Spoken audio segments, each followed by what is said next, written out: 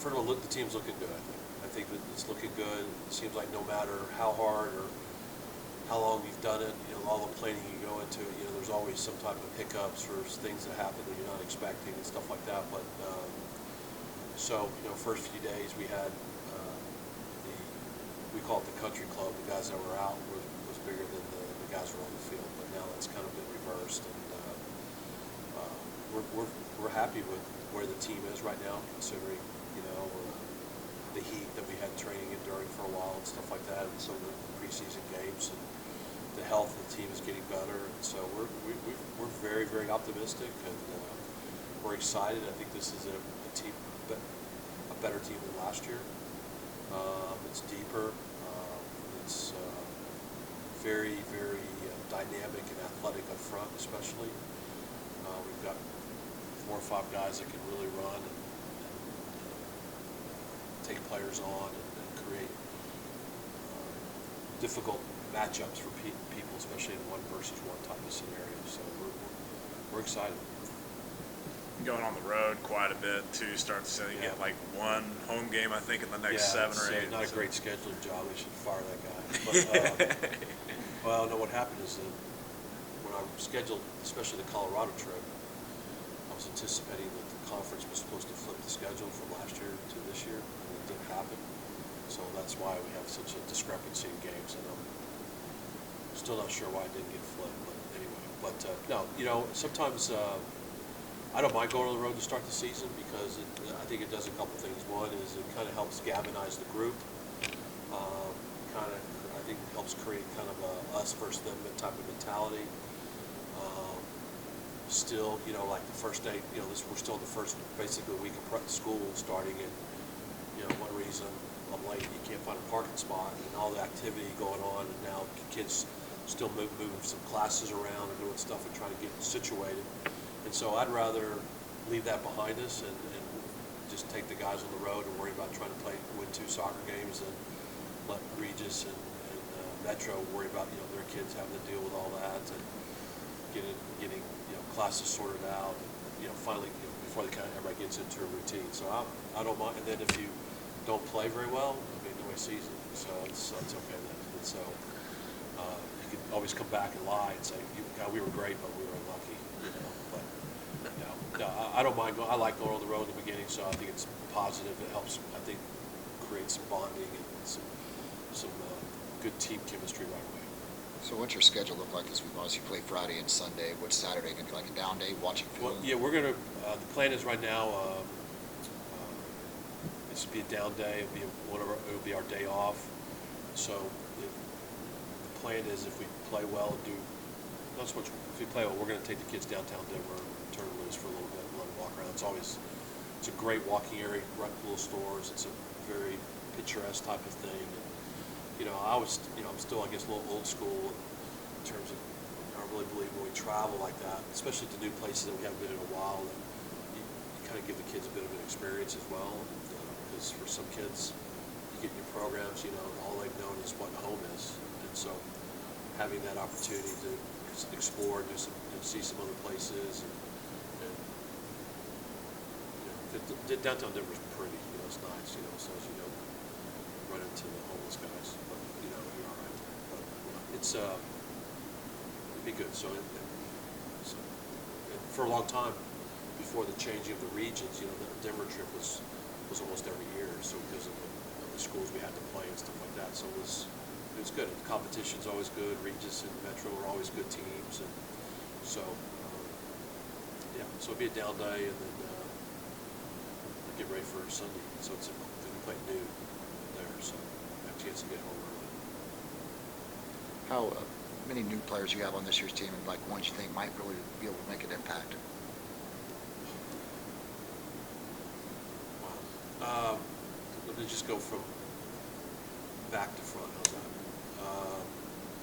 We have Jonathan Alvarez is a junior college transfer from California.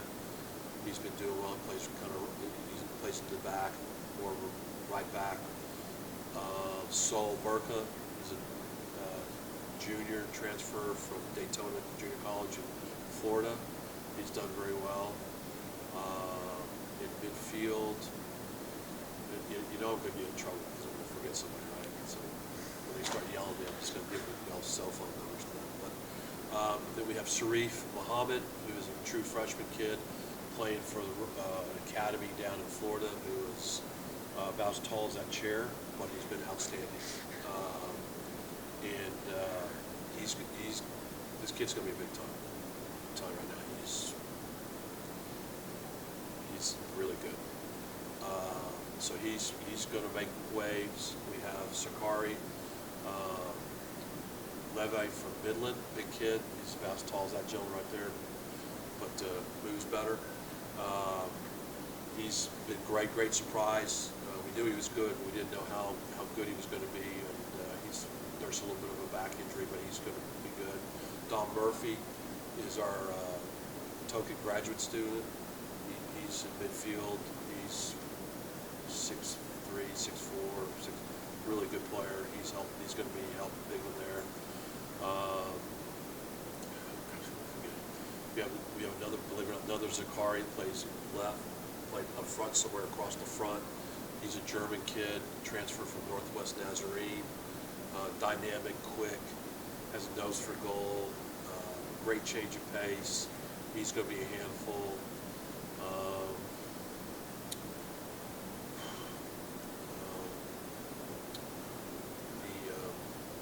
Yanif Zion, he's a transfer. He also plays in the back. He was a midfielder, we've kind of moved to the back, and he's done very well there. Gives us some experience and some age and some composure. I know we're forgetting a couple guys, but we're really excited about the group. So, and the kids that did really well last year are a year older. DJ Johnson's had a really good camp. He's been, in all the games, he's been torching the kids he's been playing against. Now, granted, the level's going to rise a little bit, but he's very athletic and very quick, and he's got great athleticism. Can strike a lovely ball as well. So he's been doing well. And Gang Everett is, considering the kid had a major disaster during the spring where his family lost their house in one of the tornadoes in North Texas, and wasn't sure how he was going to come back mentally. He's come back great. I have to give kudos to WT and the student services people for helping him out with some resources in his family to help rebuild their lives. So I have to give kudos to Dr. Windler and Dr. Thomas, for helping that kid out. So to me, that's what we should be doing as well. So he's been really sharp and good. So if we can defend well, we have a chance to win some games. Then preseason-wise, you guys picked right behind Midwestern there in the conference. Yeah, I think so. Is that something you guys use for motivation? You don't even really pay attention to preseason polls. Depends who you ask.